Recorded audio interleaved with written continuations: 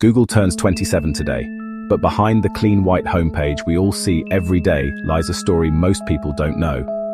How did two young students with no money, no office, and no plan for a company build the most powerful search engine in the world? From a shaky start in a university dorm to a rented garage to becoming the heartbeat of the internet, this is the secret journey behind the world's #1 search engine, Google. Back in 1995, Larry Page and Sergey Brin first met at Stanford University. Funny enough, they didn't even like each other at first. Sergey thought Larry talked too much, and Larry thought Sergey argued too much. But out of those disagreements came one of the most important partnerships in tech history. They bonded over one simple question: why is the internet so messy? At the time, search engines like AltaVista and Yahoo existed, but results were random and often manipulated by ads. Larry and Sergey wanted to build something different, a search engine that ranked pages by importance, not just keywords. In 1996, Larry launched a project called Backrub. Instead of counting keywords, Backrub ranked websites by how many other sites linked to them. This became the legendary PageRank algorithm. Sergey joined in, and soon the two had a working prototype running on Stanford's servers. It worked so well that the university's bandwidth almost collapsed under the traffic. They realized they had something powerful. They needed a new name. After brainstorming, a friend suggested Google, the mathematical term for a 1 with 100 zeros. The domain google.com was registered in 1997, and history was about to be made. On September 4th, 1998, Google officially became a company. But don't picture a shiny office. Their first headquarters was a tiny garage in Menlo Park, California, rented from Susan Wojcicki, who would later become the CEO of YouTube. They barely had furniture. Servers were built out of cheap parts, sometimes using toy bricks for support. But the idea was powerful enough to attract attention.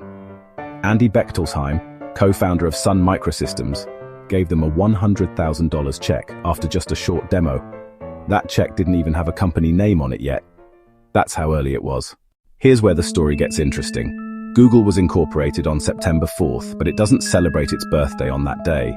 Instead, the company chose September 27th. Why?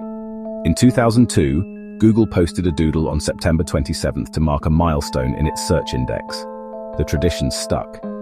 Since then, every year, the world wishes Google happy birthday on September 27th, even though technically, the company is older than it claims. Do you remember Google's first logo? It looked simple, colorful, but with one strange detail.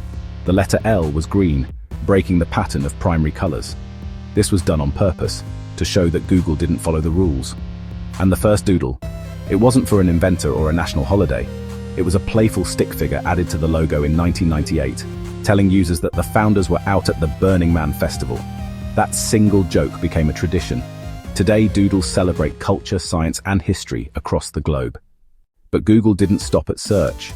In 2001, Eric Schmidt joined as CEO, bringing business experience.